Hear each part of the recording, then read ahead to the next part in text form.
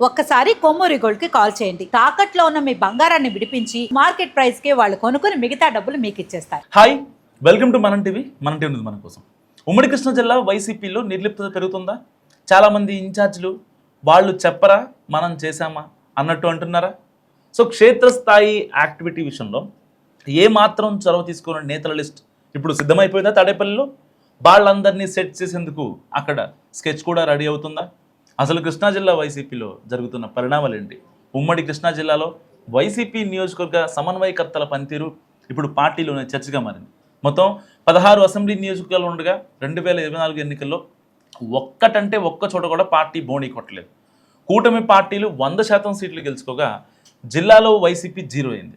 అయితే అంత ఘోరమైన ఓటమి నుంచి కూడా త్వరగా కోలుకున్న పార్టీ అధిష్టానం 2 ఏళ్లుగా ప్రభుత్వానికి వ్యతిరేకంగా పెద్ద ఎత్తున పోరాట కార్యక్రమాలకు పిలుపునిస్తోంది. కానీ ఉమ్మడి కృష్ణాలోని నియోజకవర్గాల ఇన్ఛార్జీలు చాలామంది అధిష్టానం పిలిపించిన స్థాయికి తగ్గట్టుగా స్పందించడం లేదన్నది పార్టీలో అంతర్గతంగా జరుగుతున్న చర్చ. సో ఈ వ్యవహారం పెద్దల దృష్టికి కూడా వెళ్ళిందట. దీంతో వివిధ నియోజకవర్గాల ఇన్ఛార్జీలు స్థానిక నేతల పనితీరుకు సంబంధించిన ఫీడ్బ్యాక్ రిపోర్ట్స్ తెప్పించుకున్నట్టు తెలుస్తోంది. సో ఇలాంటి నేపథ్యంలో నియోజకవర్గాల్లో ఎమ్మెల్యేల అక్రమాలకు సంబంధించి స్థానిక పార్టీ నేతలు అనుకున్న స్థాయిలో రెస్పాండ్ అవ్వటం లేదన్నది ఫ్యాన్ అధిష్టానం అభిప్రాయం. సో కేవలం కొన్ని నియోజకవర్గాల్లో మాత్రమే ఇన్ఛార్జీలు అనుకున్న స్థాయిలో స్పందిస్తున్నారని, ఎక్కువ చోట్ల సైలెంట్ మోడ్లో ఉండడంపై ఆరాధిస్తున్నారట.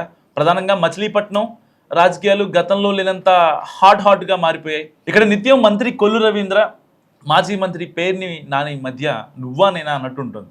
సో మంత్రికి వ్యతిరేకంగా గళం విప్పుతున్నారు పేర్ని. నియోజకవర్గంలో ప్రభుత్వ విధానాల వల్ల ప్రజలకు ఇబ్బంది కలిగితే వాటిపై కూడా క్షేత్రస్థాయికి వెళ్ళి ఆందోళనకు దిగుతున్నారు. సో పామరులో ఇసుక, మట్టి దోపిడీ, పేకాట, చెరువు తవ్వకాల మీద మాజీ ఎమ్మెల్యే కైలే అనిల్ ఆందోళన చేయడంతో పాటు సోషల్ మీడియాలో కూడా ఎమ్మెల్యే తీరుపై విమర్శలు చేస్తున్నారు. పెనుమలూరులో ఎమ్మెల్యే బోడే ప్రసాద్ వ్యవహారాలపై ఇన్ఛార్జ్ దేవభక్తుని చక్రవర్తి నిత్యం ఆందోళన చేయడం ద్వారా ఎమ్మెల్యే కంట్లో నలుసుగా మారారనేది లోకల్ టాక్. మరి ఇలాంటి నేపథ్యంలో ఉమ్మడి కృష్ణా జిల్లా వైసీపీలో ముసలం మొదలైందా?